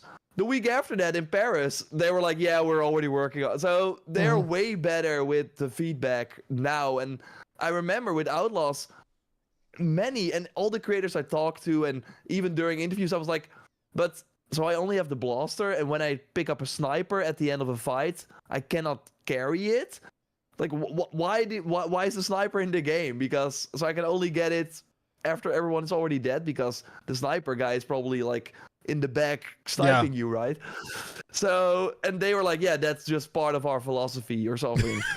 It's part of the choices we make for the It's amazing what difference a creative director can make, because sometimes they do just make some hard and firm decisions, and I'm sure they can argue and explain why, like Yasuke in Shadows, where it's like, yeah, he can't parkour, has no eagle vision, all this stuff. It's like, I understand why that is the way it is, but you basically split the protagonist into two, and then one of them is just not an assassin in an Assassin's Creed game. So, like, why is he here? I don't understand. And, time will tell when the game comes out. The game will speak for itself, whether that was the right choice or not. But a lot of this lands on the people like Jonathan Dumas or Todd Howard or Hideo Kojima. They're the ones that are making these thumbs up, thumbs down decisions, and often that can make or break the game. It's amazing. Yeah.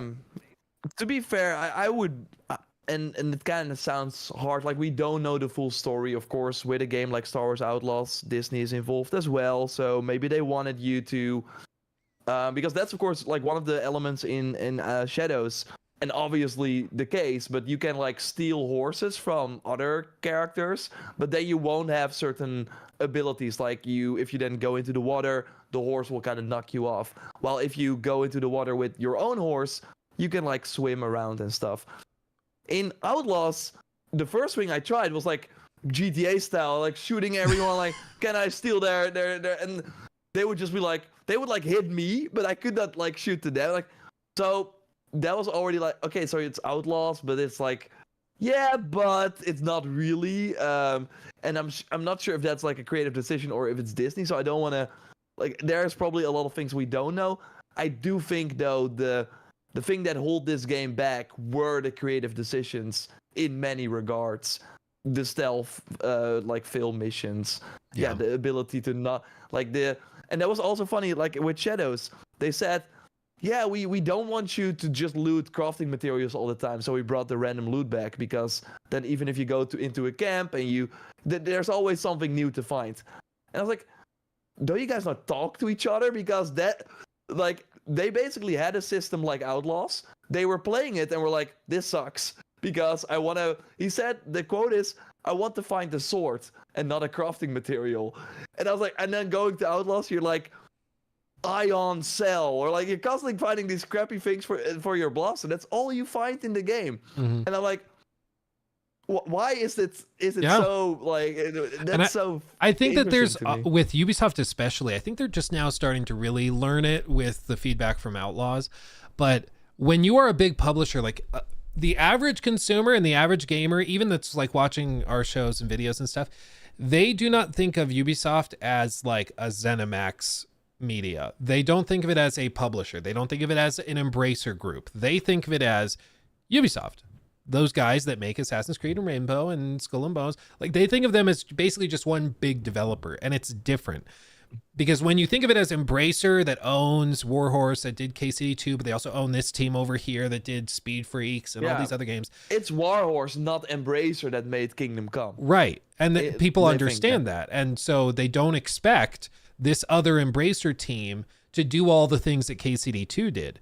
But with Ubisoft, if AC Odyssey did something cool in 2018, and then they released Star Wars Outlaws in 2024 that is worse in these certain regards, even though they're two different teams, two different engines under the same publisher, it feels like they've taken massive steps back.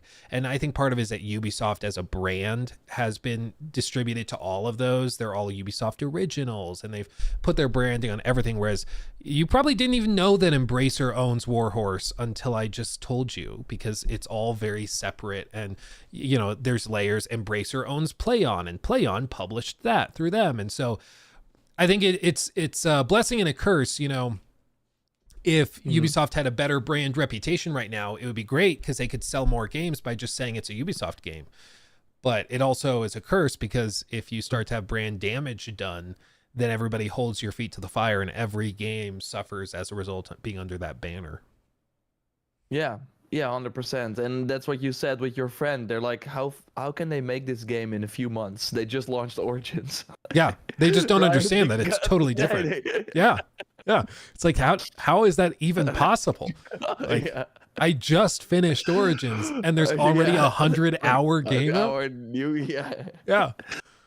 No, but I do think, and it's like because what at one point did happen, they had this sort of creative, like they had basically a few people inside Ubisoft, like the upper management, that were making all the creative decisions for all the games. And that's when you got every game was the same. They all had the same systems. So that is obviously not the way to go. And they kind of stepped away from that to give every game or franchise their own personality again.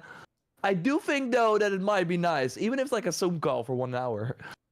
get all the creative directors, all these Just projects chat. together in a room and be like, what did you find? Well, we were like playing and we have this like system where you only find crafting materials in the world. We just didn't like it. So we brought back this. Okay, that maybe we should do that too, right? Yeah. Interesting. It's Okay. it's so weird to, and my feedback was for Outlast was that, and then you hear other creative directors say, yeah, we're on the same page, and yeah, it's interesting, man. But yeah, a lot of stuff. Like I want to read one more quote because they of course have been shutting down studios. They say, yeah, our heart goes out, of course, not the Elon Musk style, to yeah, all the studios, but it is necessary. And they already exceeded the target of their cost reduction program by a significant margin. And they will be even more selective. They will have a more selective approach to investments. They will be streamlining the production processes, simplifying the organization. They will have a stronger focus to maintain a strict control on recruitment. They will be relying more on internal mobility and pursuing with target restructuring, and they will have a lower internal spending. So now the internal mobility is basically like everyone who already works at the company has to work harder. It's like a very funny phrase for You're that. gonna finish working on this, and then we're gonna move you to this other game. I mean, it sounds like what they've done for a while, but I'm guessing that they probably had this company or this consultant group come in and review their books, and they're like, you've had one team working on Beyond Good and Evil 2 for like 20 years and nobody's talked to them. They died 16 years ago. Nobody's heard from. Like, they probably found out a ton of stuff that's just been wasted with nothing happening, and it's just money going down the drain when it really doesn't need to be. And that I think is probably the story with Ubisoft, is that there's a lot of waste due to mismanagement, and it's going to take them a while to dig themselves out of it, but hopefully they can figure it out, because it's better to lay off a chunk of your workforce and then the others get to stay employed and keep their benefits and keep their pay and everybody's good. It's better to do that for the good of the company than to keep screwing up and then eventually the entire company goes under. Yeah, and they have people working on year 2 for Skull and Bones. They did not mention Skull and Bones once in their investor call. Like, they're doing so much stuff that there's no reason to be there. Yeah, it's crazy. What game was there? Was another game where investors, it was like a big talking point for a lot of people, and then the company just didn't even address it. It might have been Ubisoft. I don't know. I'll think about it. But that happens every once in a while, where like to us it's a big point of conversation and topic, but for them it's just a rounding error, and so they're like, whatever.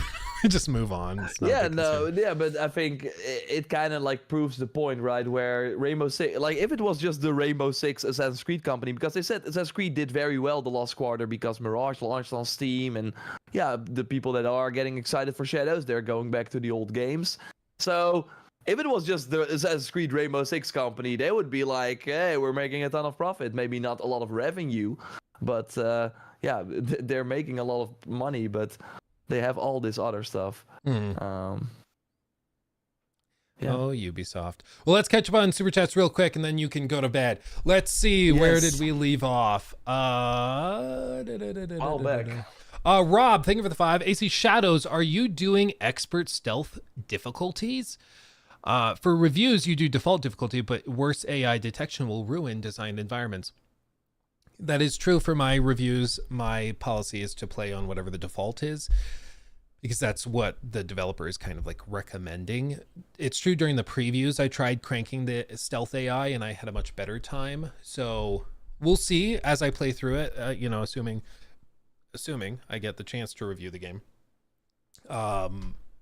So if it becomes frustrating on normal difficulty, I might try cranking it, because then in the review I can say, hey, I didn't like the stealth, but then I cranked the difficulty, and I recommend you do that too. So we can test it. Are you going to play on expert or normal?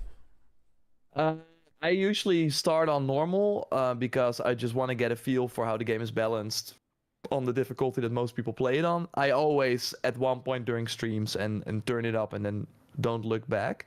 But I also, like, for me, the more like I don't want to die repeatedly at a boss. Although I don't think it will happen that often, but the time to kill, like I do think if you look at a whole normal playthrough and a whole expert playthrough, you're probably looking at a few extra hours that it will take, which is totally fine if you have the time. But obviously, Yeah. when we get the code next to playing the game, we have to make videos about it as well, and that obviously takes a lot of time as well. So no, I will be playing on normal and then go to expert.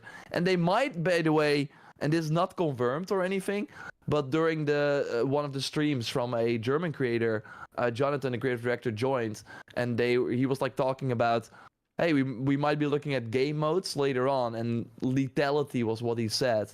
And in Ghost of Tsushima, you have the lethal difficulty, that is post-launch, where the enemies die because like the katana is of course very lethal. So in a few hits, you as well. But I think that could be really cool, and in Shadows as well. So yeah, you kill enemies just very quickly, because that's of course a thing that people, that are kind of like against the RPG games that they don't really like. And there are really a lot of abilities in Assassin's Creed Shadows where you stick your sword in their neck and then pull it out, and then the enemy's like, okay, I'm gonna fight again. Ow. Like, anyway. yeah. Yeah.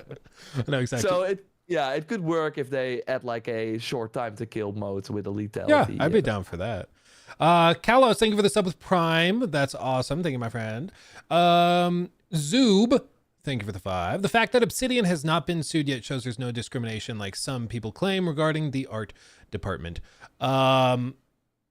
Yeah, I mean, I'm not aware of any lawsuits, so I don't know. But lawsuits can also take a while. It's like Avowed didn't have a controversy. Let's lawsuit. Let's find a lawsuit. It's okay. I'll talk with Jor after the show. I'll file one. I don't know. We'll work on it. No. Nate, thank you for the 10. I get people like it, or I get people didn't like it, but it's still funny that people can't tell the difference from a state of play to a showcase by now. Side note, went to feel old, or want to feel old. 1,000 miles is 23 years old, or 23 years ago today. Oh, really? Oh yeah, we are all old. That's crazy. As for the difference between showcase and state of play, I agree the distinction's muddy, and I think it's kind of interchangeable. I think if they were to do something, I love Xbox's developer direct format. I think that's super cool. I would love to see PlayStation do something like that, where they just go into the studio and they show the devs talking about their game and delve into gameplay and design choices. Do that. That to me is way more convincing. Fair games. You want I that want fair the games deep dive, developer baby. direct deep dive. I have a feeling that would be very entertaining. So I just think it would be very good. I think it would be good. And this is the moment we learned that Concord shut down, and like everyone is like alarm bells. Yeah, just Are we they have the next? security cameras. Oh god. One thing about that State of Play PlayStation Showcase, I think that's the reason why Sony has stepped away from PlayStation Showcase, because then people get the wildest expectations, and sometimes they are able to hit them around the launch of a new console, but right, because then they reveal the new machine and all the games they show are new. But the most recent PlayStation Showcase they did, they thought they had the stuff because they had Concord and Marathon and all those games, but nobody cared. So that was like a decent, it was like an average State of Play, but because they had the PlayStation Showcase branding on it, everyone did not like it. And I think now with the State of Play, like, there will always be people that see, oh, PlayStation is putting up a show, and there will be creators, and maybe I'm like part of the problem a bit too. I get excited as well. I'm like, oh, Hogwarts Legacy, they still do DLC, maybe. So there are a lot of expectations, but I do think with the State of Play, it is way easier to meet the expectations and exceed it. And for me, they kind of exceeded the expectations in a good way, with like revealing some games that I did not know I was curious about, and the last State of Play at Ghost of Yote. So I do think this let's under-promise, over-deliver approach is better, but I want to see a showcase as well, but I don't know what they could show in that. That's kind of my question mark. And after this last State of Play, I'm thinking if they do a showcase in May or June or whatever it's going to be,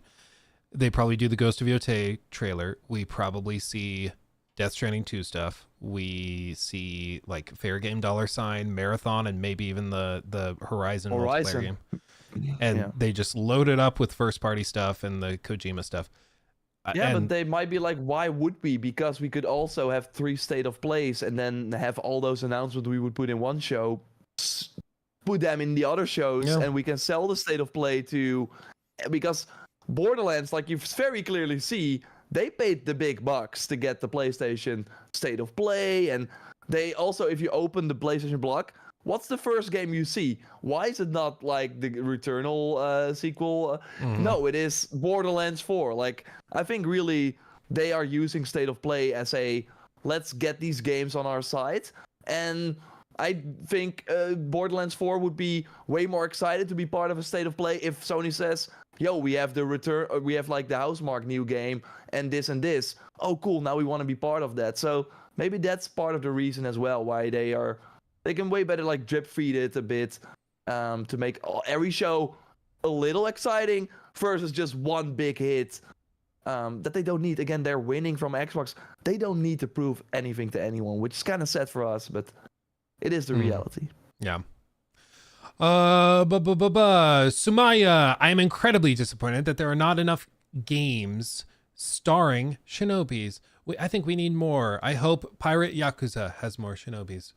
Well, time will tell. That was kind of our joke during the State of Play React, where we had like, how many shinobis will we see? We, of course, had the shinobi game, and then Animusha, and we thought maybe Shadows and Yote will show up. So, like that, it's kind of like with the rise of the Ronin, and there are maybe a little too many games. It's that year. It always comes like that. I don't know why or what it is, but it's a very industry-wide movement where it's like one year it's all like Viking stuff with Valheim and Valhalla and all this, and then the next year it shifts and maybe it's a zombie year and everything's about zombies, and then the next year it's all sci-fi, and it's really funny how coordinated the industry ends up being with inspiration, I guess. But I remember in one of the Summer Game Fest where it was like it was only space horror, like every game they it's all like sci-fi Callisto Protocol type games.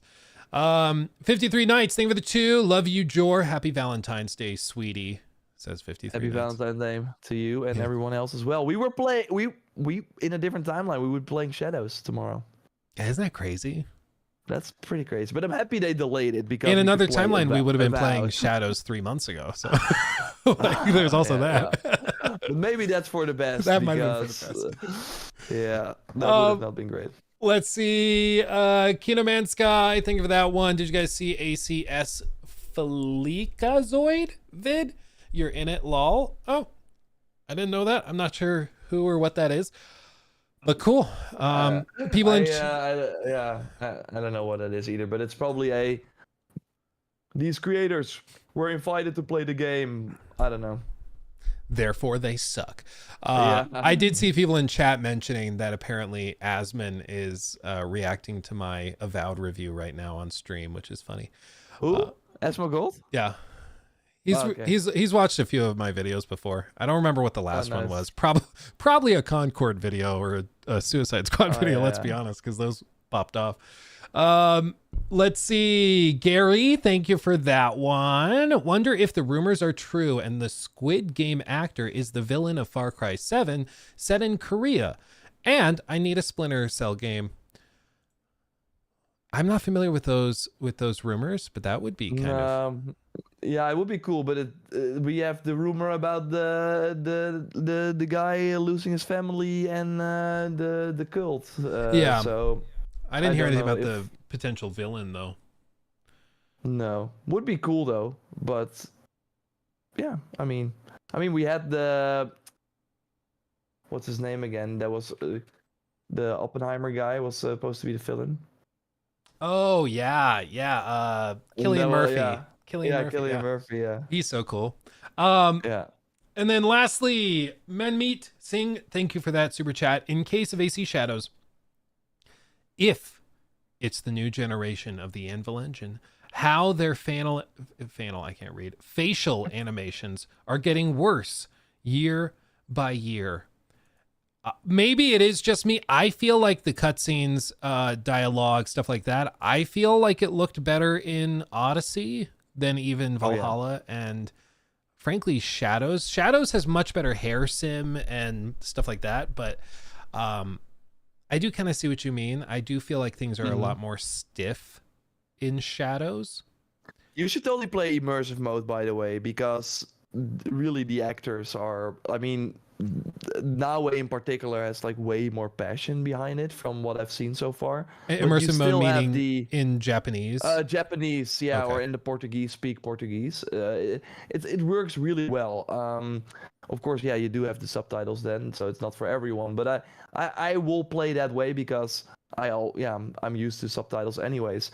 But it is in particular, and it kind of reminds me of Outlaws as well. And I really don't get why they don't put more effort into that, because they are improving a lot of other things. And how is that? You're looking at this character like for 100 hours or something. If you play everything, it kind of takes you out of the of the experience. So yeah, and I think Naue really looks robotic, very stiff. Yeah, I it is weird because I like, does that make or break a game? No, like there's plenty of good games. KCD 2 in the cutscenes, animation quality is amazing, all the motion captured stuff, but in the dynamic conversations talking to shopkeeps, yeah, it's very stiff. Blah, blah, blah, blah. It's very stiff.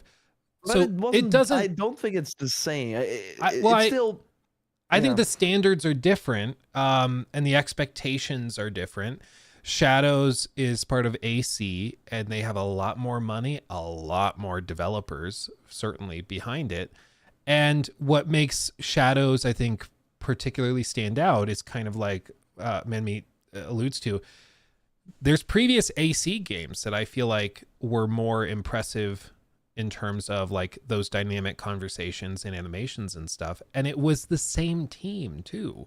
That's what makes it even more bizarre, is that the engine upgrades they made applied to all this stuff, but for some reason the facial animations at least feel like they were a step back. I don't know. Yeah, no, it's wild. Maybe they fix it. I mean, the game is going to be supported for a long time, but it's a big undertaking, I think, to improve that. But so yeah, anyway. it is wild though that they take step backs. Yeah. But yeah, we're now Monster Hunter incoming. Avowed is behind us. Buckle up. Yeah, Avowed's behind us. I can sleep now.